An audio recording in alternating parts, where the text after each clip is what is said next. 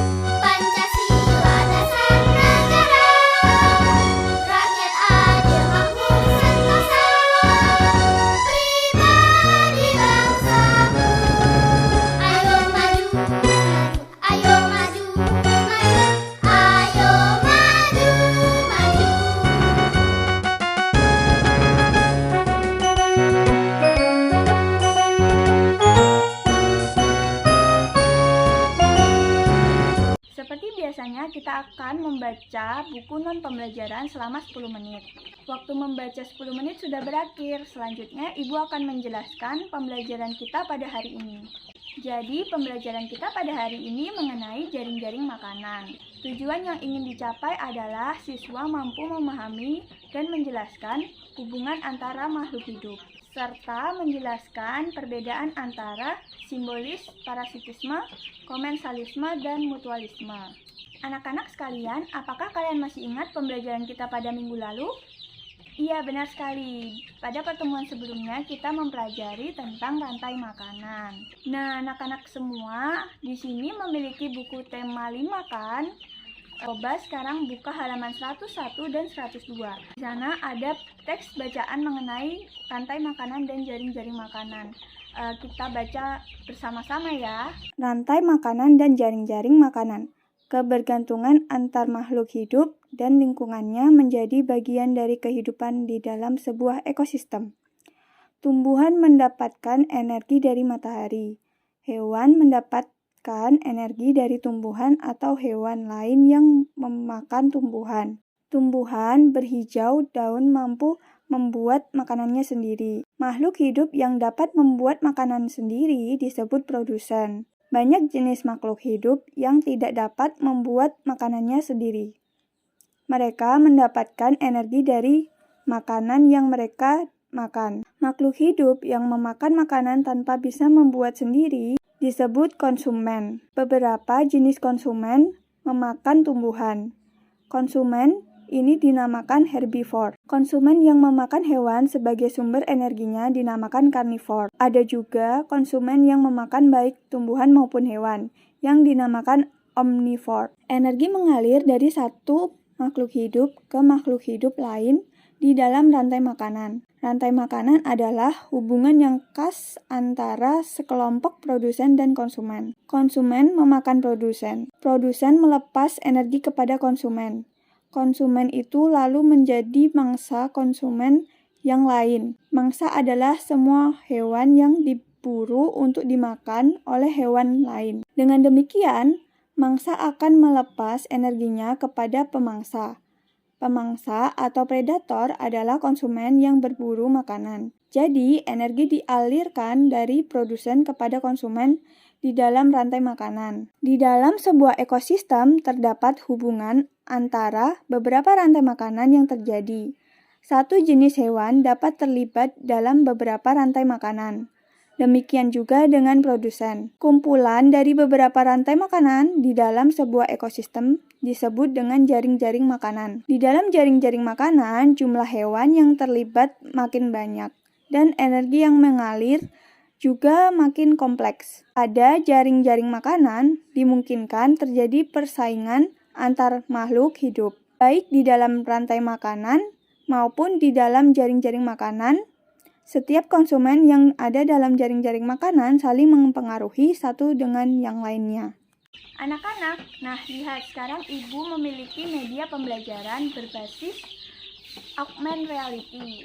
Nah, media ini dapat diakses menggunakan handphone. Nah, coba perhatikan ya, Ibu akan memperagakan cara penggunaan media pembelajaran ini.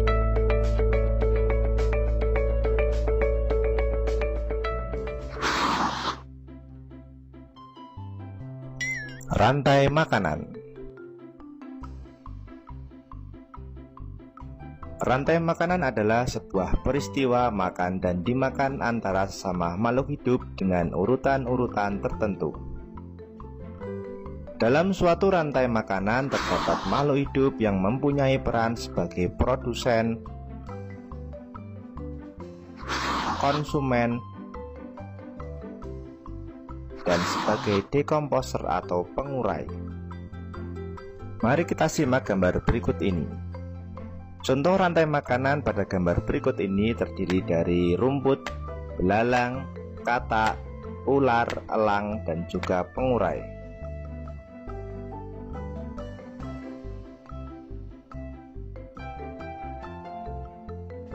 Rumput disebut sebagai produsen. Kemudian rumput akan dimakan oleh belalang yang disebut sebagai konsumen primer atau konsumen tingkat pertama. Selanjutnya belalang akan dimakan oleh katak. Katak disebut sebagai konsumen tingkat 2 atau konsumen sekunder. Kemudian katak akan dimakan oleh ular. Ular sebagai konsumen ketiga. Selanjutnya ular akan dimakan oleh burung elang. Burung elang sebagai konsumen keempat. Dan pada akhirnya elang akan mati dan diuraikan oleh dekomposer, dalam hal ini adalah jamur atau fungi. Kemudian sisa dari elang yang telah diuraikan oleh jamur akan diserap oleh rumput. Rantai makanan menjadi jalur masuk aliran energi bagi makhluk hidup. Energi tersebut berasal dari matahari yang diubah oleh organisme autotrof atau pembuat makanan seperti tumbuhan menjadi energi kimia dalam batang, buah, daun, dan sebagainya. Sementara itu, organisme heterotrof atau tak mampu membuat makanan sendiri memperoleh energi dengan memakan organisme autotrof. Dalam suatu ekosistem umumnya tidak hanya terdiri dari satu rantai makanan, akan tetapi banyak rantai makanan. Dari beberapa rantai makanan inilah disebut dengan jaring-jaring makan. Mari perhatikan gambar berikut ini. Tanaman padi akan dimakan oleh tikus, belalang, dan juga ulat. Sementara itu ulat dan belalang juga memakan tanaman lain.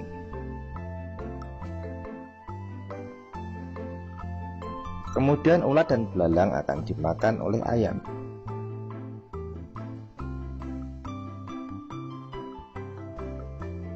Tikus akan dimakan oleh ular dan burung elang.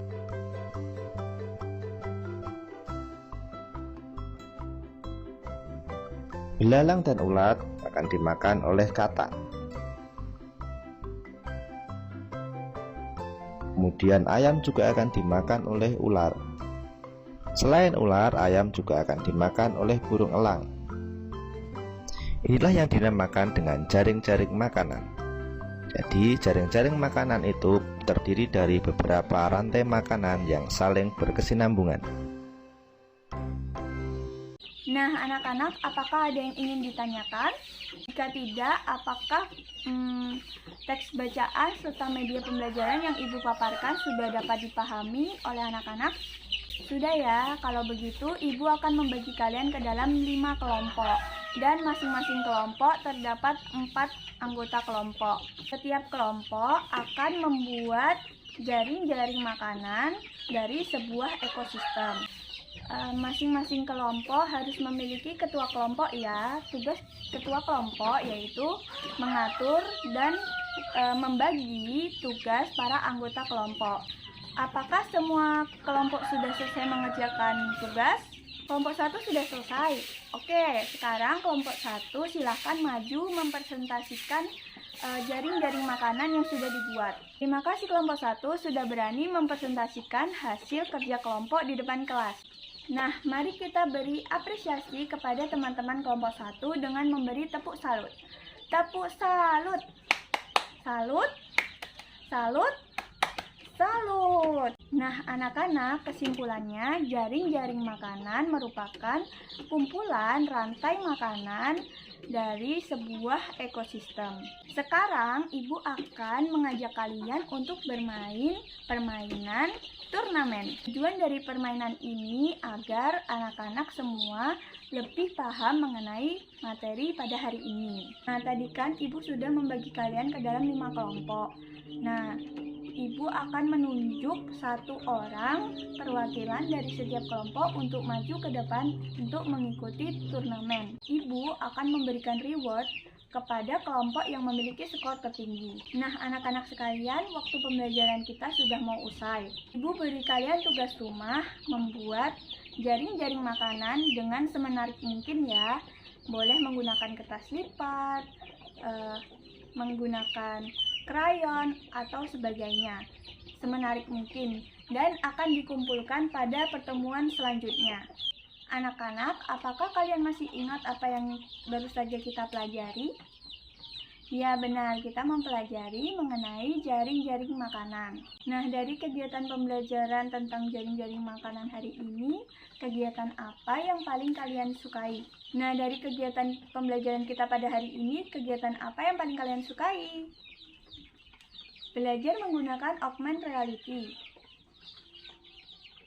bermain turnamen, dan membuat jaring-jaring makanan. Wah, anak-anak Ibu semuanya sudah sangat hebat karena sudah bisa mengikuti pembelajaran pada hari ini dengan sangat tertib dan baik. Sebelum kita mengakhiri pembelajaran kita hari ini, kita menyanyikan lagu Daerah Dulu Gundul-Gundul Pacul. Gundul pacul-cul gembelengan, nyunggi-nyunggi wakul-kul gembelengan, wakul glimpang segane dadi sak latar, wakul glimpang segane dadi sak latar. Selesai sudah pembelajaran kita pada hari ini. Sebelum kita mengakhiri pembelajaran, kita tutup menggunakan doa terlebih dahulu.